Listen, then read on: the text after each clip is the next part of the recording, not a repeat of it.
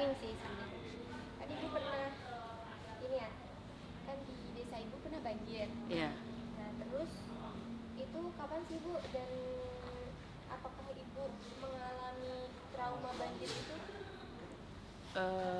Banjir itu tahun 99 itu ya, 2099 itu banjir bandang ya, maksudnya banjir longsor segala macam itu ya. Kalau mengakibatkan trauma pasti trauma sih maksudnya masyarakat, tapi kan kalau di rumahku berada di tengah, jadi nggak terkena dampak banjir. Tapi yang di samping deket pegunungan itu mereka yang terdampak banjir, terutama di rumah ibu mertuaku juga kena banjir. Itu waktu itu masuk ada sekitar 2 meter itu tanah sama air itu masuk ke rumah, ada sekitar 2 meteran itu. Nah itu karena kejadian itu ibu melakukan apa nih supaya tidak ada kejadian seperti itu? Waktu itu belum ada itu ya. Nah terus di tahun 2019 itu dibentuklah tim Sibat dari PMI. Jadi tim Sibat itu tim siaga bencana berbasis masyarakat. Jadi direkrut di Pekon Sedayu itu ada 24 anggota.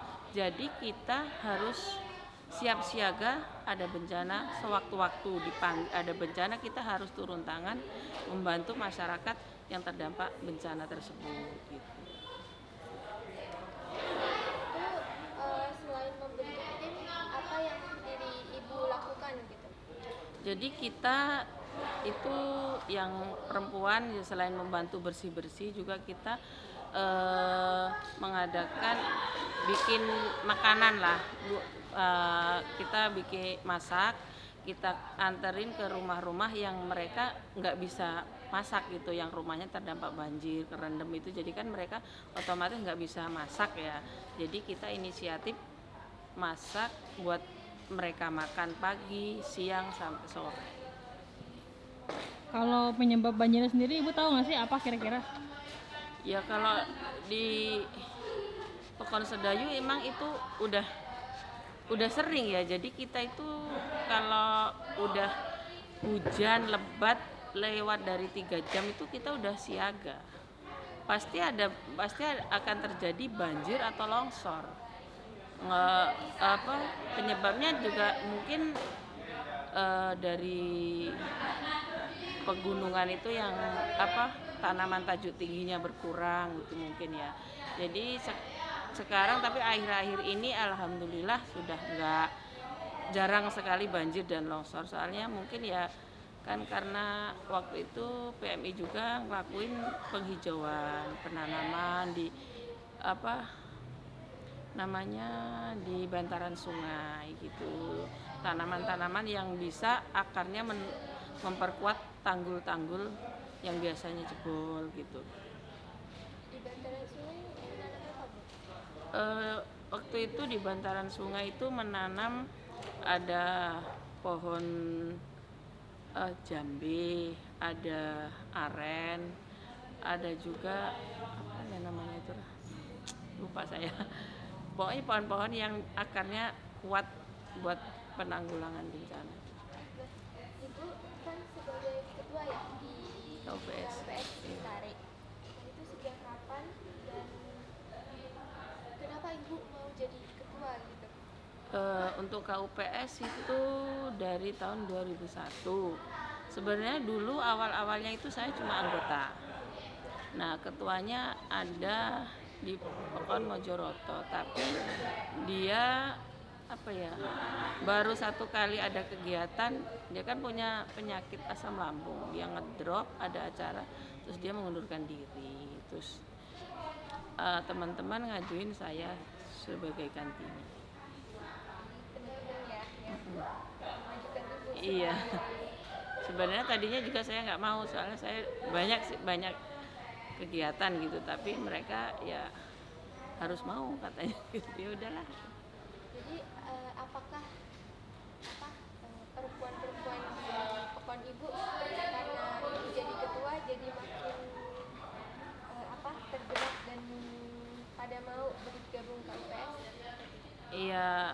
kalau saya pribadi sih sebagai ketua saya nggak itu ya. Yang penting kalau ada kerjaan kita kerjain bareng-bareng. Yang nggak bisa ya udah nggak apa-apa. Kalau emang sibuk, namanya juga kita ibu rumah tangga ya. Kita kesibukan kita kan nggak ada yang tahu, nggak bisa kita itu juga paksa juga kan. Jadi ya udahlah mereka yang penting kita berkelompok itu transparan sama anggota gitu aja.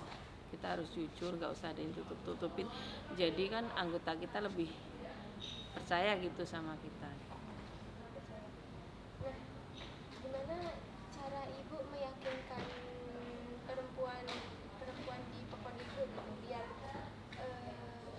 semua apa ya orang itu tuh mau melakukan kayak penanaman gitu. Oh ya, kalau untuk penanaman itu sendiri kemarin kan untuk di kelompok rehabilitasi ini yang masih berjalan itu ada 2 kelompok yang tadinya itu mati suri ya, mati tapi kita dengan berbagai upaya untuk menghidupkan kelompok itu supaya mereka mau menanam. Jadi dengan berbagai cara kita lakukan, alhamdulillah sekarang mereka udah mau menanam dari program yang dilakukan Pilih gitu. Jadi mereka sekarang antusias mau menanam dengan mereka udah dikasih pemahaman bahwa ini harus kita mau nggak mau kita harus mau, soalnya kita program ini kalau kita nggak mau nanti ya kita kasih alasan yang mereka mengerti. Jadi terus mereka akhirnya sekarang mau. Yang 2 kelompok itu sekarang udah alhamdulillah udah hidup lagi kelompoknya. Nah, ini tentang produk ibu. Iya. KUPS sendiri ini produknya apa saja boleh diceritakan dan kenapa produknya itu? Produk di KUPS itu ada kopi bubuk, ada minyak kemiri, ada VCO, ada lada bubuk, ada EcoPrint, ada juga sabun. Kita pernah produksi sabun mandi ya. Soalnya produk kita harus itu, soalnya kita itu kan kelompok KUPS itu terbentuk dari istri penggarap dari Gapoktan Hut Lestari Sejahtera. Jadi kita harus memanfaatkan hasil dari pengelola hutan tersebut. Jadi ya minyak kemiri itu kan salah satu tanaman yang ada di Register 31.